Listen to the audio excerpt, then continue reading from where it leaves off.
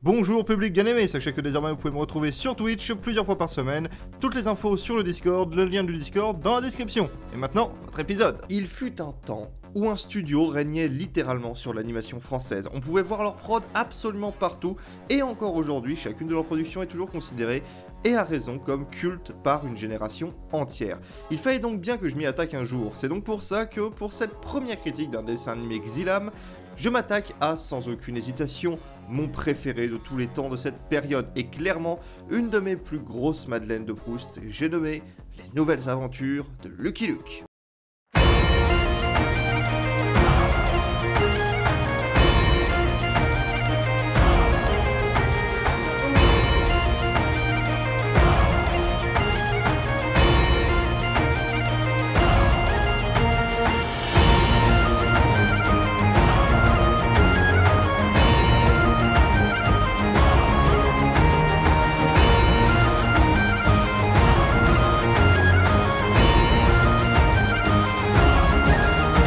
Et pour être honnête, c'est pas facile de parler de cette série. Oh bien sûr, attention, hein, je la trouve Les Nouvelles Aventures de Lucky Luke absolument excellente. C'est probablement un des trucs les plus drôles que j'ai vu de ma vie, et j'ai plein de choses à dire sur les hommages au sein de sa mise en scène, tout comme ses doublages absolument mythiques, ou encore son légendaire générique. C'est une série auquel je dois beaucoup et qui fait remonter plein de bons souvenirs dans mon petit cœur de fan. Mais je dois aussi admettre que Lucky Luke, c'est pas un sujet facile à aborder d'un point de vue de l'analyse de scénario, ou même des personnages. Tout simplement parce que cette série est une gigantesque série de fillers. Et en fait, même le terme filler n'est pas légitime, car cela impliquerait que l'on file une histoire le temps de reprendre l'intrigue principale. Sauf que Lucky Luke n'a aucune histoire principale, aucun fil rouge et aucune direction générale, ni même d'aucune véritable thématique filée. C'est une succession d'épisodes racontant chacun une aventure différente du cowboy solitaire. D'ailleurs, la série ne prend même pas la peine, et c'est un petit peu compréhensible vu la célébrité du personnage, d'introduire le moindre de ses personnages. Le public est censé connaître Lucky Luke. Il tire plus vite que son nom, prend la défense des opprimés, chasse les Dalton et est copain avec les Indiens. Mais si la série ne traite pas foncièrement de thèmes particuliers durant sa narration, même si cela se révèle faux pour certains épisodes, il faut bien noter que cette œuvre est avant tout, selon moi, un brillant hommage dans son animation, son humour et même sa mise en scène au cinéma des origines.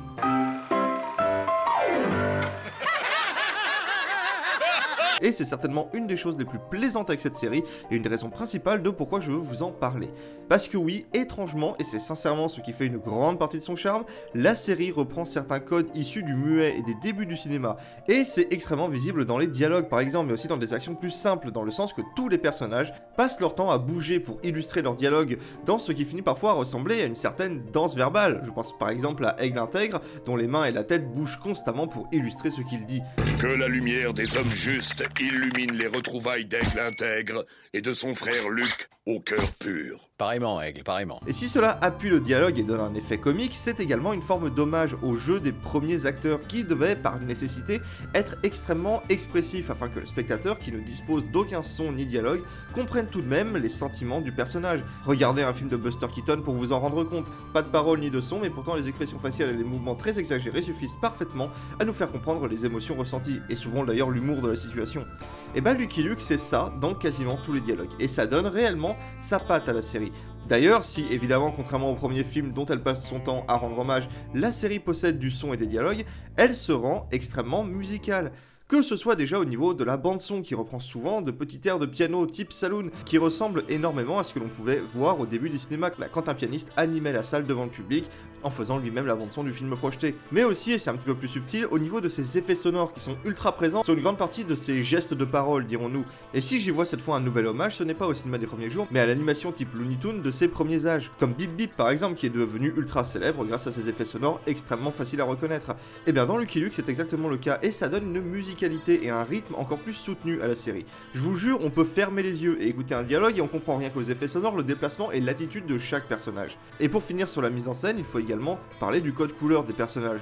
Si les dessins sont très beaux et respectent parfaitement l'esprit de la BD, en nous offrant souvent d'ailleurs de très beaux couchers de soleil et de très beaux plans larges de nature, c'est surtout du code couleur émotionnel qui recouvre parfois les personnages dont je veux parler. Dans cette idée de surexpression en hommage au premier jour du cinéma, ici on appuie encore plus le truc, mais d'un point de vue visuel, en décidant d'illustrer parfois l'état d'esprit des personnages en les recouvrant intégralement de couleurs. Et c'est quelque chose que je n'ai pas souvenir d'avoir déjà vu ailleurs. Et c'est, en plus d'être original, assez amusant et assez divertissant. Rouge pour la colère par exemple, mais parfois aussi pour la peur. sévère pour l'incompréhension, et un mélange des deux pour la rage mêlée d'incompréhension. Il y a un vrai travail chromatique sur cette série. Alors des fois les personnages bien évidemment seront recouverts de couleurs sans que ce soit directement relié à une émotion, mais ça respecte tout de même un code certain. Et c'est une très bonne chose, tout comme une agréable surprise et un vrai pari original pour la série. Mais fille de la mise en scène, parlons de l'humour des personnages. Alors, la série est à crever de rire, c'est une chose. Mais il faut surtout souligner à quel point le travail humoristique est complètement fou. C'est limite une production des frères Zucker tant il y a parfois une blague à la seconde. Quand c'est pas les dialogues qui sont extrêmement drôles, c'est le nom des personnages qui va cacher un jeu de mots complètement absurde. C'est l'univers en lui-même qui regorge d'un humour assez absurde et vraiment bienvenu. Que ce soit des hilarants indiens les plus chill de l'Ouest, au fait complètement absurde et con qui fait que tous les chefs de gare ont un accent suisse. Oui, je sais pas pourquoi non plus, mais je trouve ça absolument génial. Il aurait plus vite fait de filmer la diligence, ou bien... En vrai, tout est légendairement drôle dans cette série. Les pétages de câbles de Joe et les commentaires stupidement naïfs d'Avrel sont toujours une source de rire, tout comme les diverses tribus indiennes, qui sont toutes plus bizarres et comiques les unes que les autres. Au final, c'est presque un paradoxe, mais le moins drôle de cette histoire, c'est Luke, qui fait presque passager au sein de cet univers complètement absurde. Il erre de ville en ville, de situation absurde en situation absurde, découvrant, un peu comme nous, cet ouest complètement fou. De ce fait, peut-être que si on prend la série comme un voyage absurde et une errance d'un personnage au pays des fous, ce manque de narration et de fil rouge est un petit peu plus pardonnable, même si ça aurait été quand même appréciable d'avoir un fil rouge qui dirige les 52 épisodes qui forment cette série. Je ne peux pas évidemment vous parler de toutes les vannes, et de toute manière ça sera un petit peu stupide, mais il est à noter que la série parvient, et c'est quelque chose de très louable, à faire dans cette série destinée à la jeunesse, des blagues au final très politiques et pourtant hilarantes. Et quel meilleur exemple que le personnage de Custer. Caricature du véritable personnage historique du général Custer, tueur d'Indiens responsable de crimes contre l'humanité et ordure notable, mais pourtant encore révéré par certains tarés, le général Custer est ici représenté comme un nain colérique et stupide, mais aussi et surtout avant tout profondément raciste et suprémaciste blanc. Et comme on savait encore le faire à l'époque, la série se charge de non pas nous faire rire avec les racistes, comme on peut le voir dans tant de comédies françaises malheureusement, mais bien de se moquer des racistes en eux-mêmes, en les appelant subtilement par leur vrai nom dans ce qui est, je pense, une des meilleures scènes de la série. Je vous ai compris. Comptez sur moi pour débarrasser la région de tous ces faux rouges, ces obstacles à la civilisation. Je renverrai les Indiens d'où ils viennent, en Asie. Et quand je vous parle de suprémacisme blanc, c'est pas Coinquenard le coco de service qui voit des thèmes politiques partout, c'est dit texto par la série. Il faut étouffer le légume rouge dans l'œuf pour défendre l'avenir de la race blanche. C'est un tour de force que bien peu de séries d'aujourd'hui parviennent à faire. Quand on voit le lever de bouclier que les créateurs se mangent dans la gueule dès qu'ils veulent présenter à un public enfant des thématiques un peu sérieuses, et qu'on leur répond d'un ton bien méprisant pour leur public que les enfants doivent bien évidemment être tenus à l'écart de toute thématique politique comme s'ils étaient trop cons pour comprendre. Ici, on fait franchement rire son public en abordant par la caricature une thématique politique inhérente à cette période. Et d'ailleurs, la blague fait rire en elle-même, que l'on comprenne le message politique ou non. Et c'est là qu'on reconnaît vraiment la bonne caricature, les bons dialoguistes, les bons scénaristes et les bons animateurs. Parce qu'au final, c'est presque dans tous les épisodes que ce genre de situation arrive. La série va régulièrement vous faire rire sur des sujets, au final, assez sociaux dans leur approche. Que ce soit la situation des réserves indiennes, la place des femmes, le racisme même. Un esclave vole une vache. Papy, la guerre est finie, l'esclavage a été aboli. Et à chaque fois, c'est bien fait et on rit de bon cœur devant le résultat. Et ce résultat ne saurait être si parfait sans le travail de doublage complètement dingue que nous présente cette série. Antoine Decaune nous offre un bon Lucky Luke, calme et posé, qui fait parfaitement le café, mais c'est bien plus les rôles secondaires qui attirent notre attention. Que ce soit Gérard Suru qui s'explose la voix dans un Joe Dalton complètement explosif et jouissif. On continuera de creuser les tunnels jusqu'à ce qu'on soit sorti d'ici.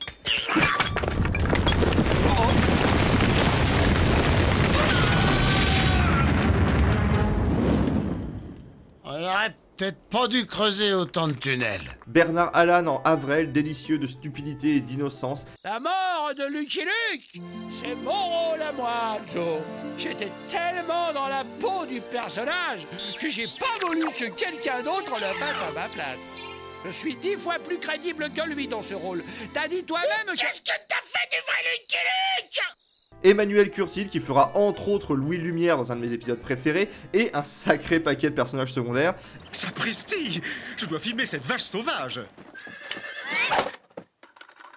Louis, sincèrement, je vois mal l'intérêt. Des vaches qui regardent passer les trains, il y en a chez nous. Et même notre Donald national en Billy the Kid. C'est un casting ultra qualitatif qui nous est offert et dont il faut souligner l'implication tant chaque acteur cumule les différents rôles lors de la série.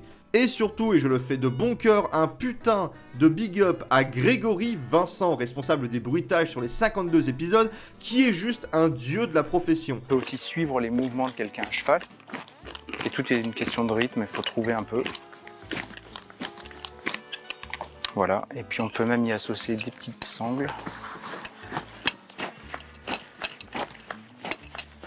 Voilà. À ça, on peut rajouter les sabots des chevaux, et puis on est au Far West, quoi. Et qui a clairement fait un travail de dingue sur toute la série. Sans déconner, je dirais qu'il y a bien 50% du plaisir de la série qui est entièrement dû à ce mec qui pratique un métier de l'ombre absolument pas reconnu à sa juste valeur, mais moi je te reconnais et putain t'as fait un travail de dingue. Mais après, il faut quand même être honnête, la série a clairement ses défauts. Le problème d'être une série uniquement composée d'histoires avec un début, un milieu, une fin, c'est que clairement certains épisodes sont en dessous des autres. Et c'est dommage et ça se sent surtout lorsqu'on se mange la série en intégralité d'un coup. À part quelques personnages récurrents, comme par exemple Custer et sa relation avec Rantanplan qui, elles, sont légèrement filées dans 2 épisodes qui sont séparés de 20 épisodes entre eux. Non, à lui, pas lui, pas le chien, il porte la poisse. Donc c'est pas vraiment un fil rouge, et bien il n'y a aucune histoire filée, il y a même très rarement de personnages qui reviennent, et c'est clairement un des points faibles de la série, tout comme le manque de thématique globale de l'œuvre. Mais après, il est vrai que Lucky Luke, la BD en elle-même, n'a pas vraiment de grande thématique. Alors, au vu de tout ça, je pense pouvoir clairement dire que c'est pas pour rien que cette série a marqué autant son public en son temps, et moi y compris. C'est à la fois foncièrement drôle, une bonne adaptation, bien écrit, bien doublé, bien bruité, bien réalisé. C'est bourré d'hommages pertinents et de thématiques abordées de manière tout aussi pertinente, tout en rendant les épisodes foncièrement drôles et divertissants. C'est bourré de répliques cultes tous les coins de pellicule, et malgré ses défauts, malgré le fait que c'est une série de fillers, malgré le fait qu'il n'y a pas d'histoire filée, malgré le fait qu'il n'y a pas vraiment de thématique également filée, et malgré le fait que la série est également un produit de son temps, donc on n'échappera pas à quelques accents un petit peu racistes, il faut quand même dire ce qui est. Je suis Chin Chin et très honoré de faire votre connaissance. Liki Liki. Tout le plaisir est pour moi. Et c'est évidemment à voir et à faire revoir à tous les âges. Et en plus, vous n'avez aucune excuse de ne pas vous mettre devant, vous, votre petit cousin, vos enfants, ou que sais-je, devant, car c'est disponible gratuitement et en intégralité sur YouTube. Bref. Un succès. Je suis obligé de le reconnaître. Quant à moi, je vous dis à bientôt et salut. I'm a poor lonesome cowboy.